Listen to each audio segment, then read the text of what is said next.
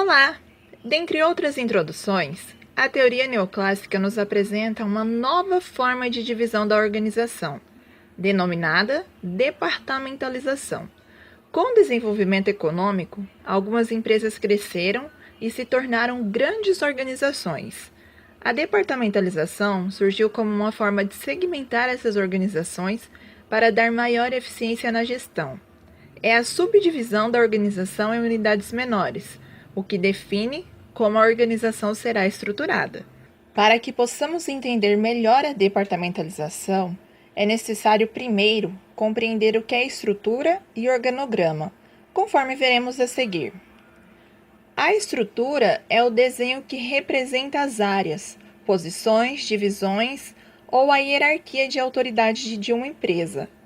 É a representação simbólica da organização formal. Por isso, é um elemento fundamental para coordenar as diferentes atividades da empresa. O organograma é um gráfico representativo da estrutura formal da empresa.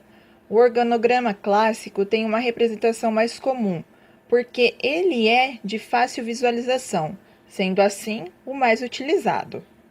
Diante dessas informações, e analisando mais precisamente o desenho de um organograma clássico, podemos dizer que ele fornece um quadro da estrutura de autoridade, quem responde a quem, e as vinculações ou relações de interdependência entre os órgãos, deixando claro que o trabalho está dividido entre as diversas áreas ou pessoas, por vias hierárquicas. Observe.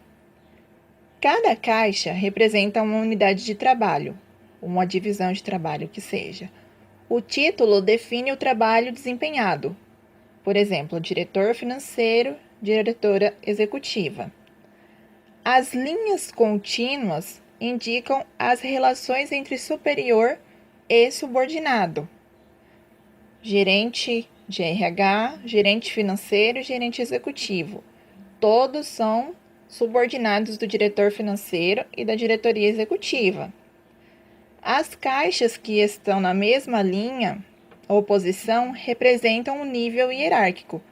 Por exemplo, os analistas eles estão todos no mesmo nível hierárquico. A hierarquia da empresa pode ser representada por vários cargos, que são definidos por ela própria.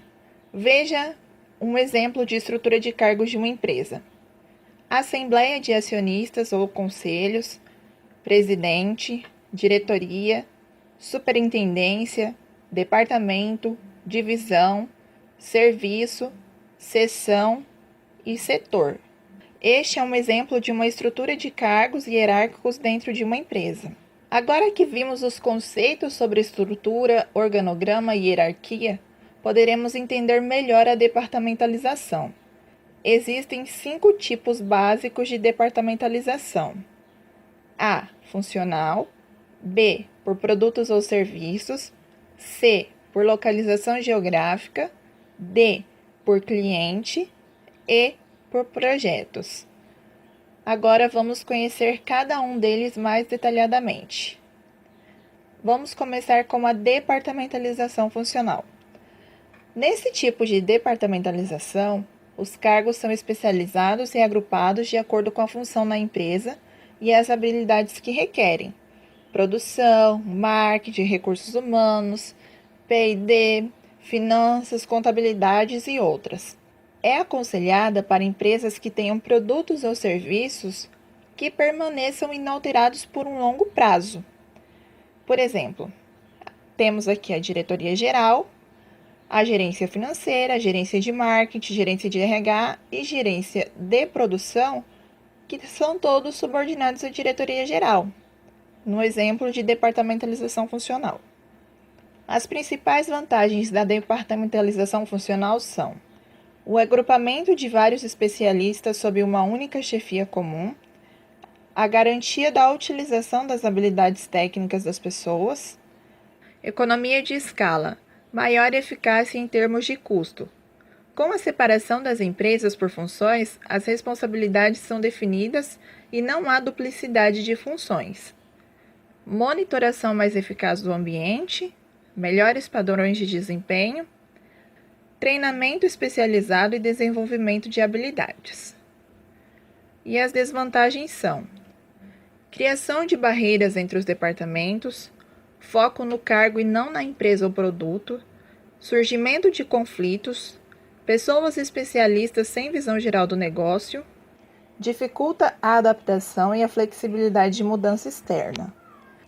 Na departamentalização por produtos ou serviços, todas as funções que contribuem para um dado produto são organizadas por um administrador, que fica responsável pelas funções relativas a um produto em particular e se reporta ao gerente de produto. Essa departamentalização pode ser utilizada tanto por empresas comerciais como industriais. No exemplo, nós temos a diretoria geral, os produtos farmacêuticos, os produtos higiênicos e os produtos alimentícios, que são subordinados à diretoria geral. As vantagens são: melhor administração da informação, maior comprometimento com a linha de produto, os funcionários se dedicam somente aos produtos de sua responsabilidade, é mais flexível, indicada para circunstâncias mutáveis, facilita a inovação dos produtos, já que os funcionários se tornam especialistas naqueles produtos de sua responsabilidade. E as desvantagens é a difícil coordenação, o maior custo, uma vez que serão necessários funcionários especialistas em apenas um ou poucos produtos, e a perda de controle pela alta administração. Agora vamos falar sobre a departamentalização por localização geográfica. Essa departamentalização requer diferenciação e agrupamento das atividades de acordo com a localização ou área de mercado a ser servida pela empresa. É utilizada por empresas que cobrem grandes áreas geográficas e cujos mercados são extensos. Exemplo: temos aqui o diretor de marketing, o da região sudeste, o da região sul e da região norte. E aí cada diretor de região tem suas bases, base 1, base 2, base 3, conforme mostra aqui no exemplo. As vantagens dessa departamentalização por localização geográfica é a facilidade em focar nas necessidades regionais ou locais dos consumidores e promover serviços melhor e mais rápido. Fixa a responsabilidade do lucro e desempenho nas regiões, ou seja, cada região recebe uma responsabilidade por metas de vendas e o desempenho. E o desenho organizacional varia conforme a localização. Já as desvantagens é a difícil coordenação das áreas, a perda de controle pela alta administração e o enfraquecimento da especialização. Trataremos agora da departamentalização por cliente, que envolve a diferenciação e o agrupamento das atividades de acordo com o tipo de pessoa para quem o trabalho é executado. Ela agrupa as características do cliente. Normalmente, é voltada para empresas essencialmente comerciais. No nosso exemplo, nós temos aqui a diretoria comercial, a pessoa física, a pessoa jurídica e os exclusivos. As vantagens da departamentalização por cliente é a facilidade em focar nas necessidades dos consumidores e prover serviços melhores e mais rápidos. Toda a organização é voltada para satisfazer o cliente e permite à organização concentrar seus conhecimentos sobre as distintas necessidades e exigências dos canais mercadológicos. Já as desvantagens é que as demais atividades da organização podem se tornar secundárias diante da preocupação compulsiva pelo cliente. Trataremos agora sobre a departamentalização por projetos. Essa departamentalização é temporária e envolve a diferenciação e o agrupamento das atividades de acordo com as saídas e os resultados relativos a um ou vários projetos da empresa. Por isso, ela é temporária. Temos aqui no nosso organograma a gerência de projetos, o projeto A, o projeto B e o projeto C, sempre subordinados a uma gerência, que no caso é a gerência de projetos.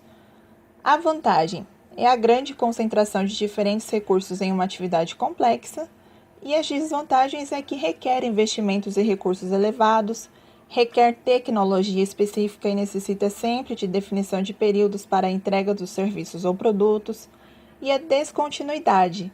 A finalização do projeto ela gera uma ansiedade.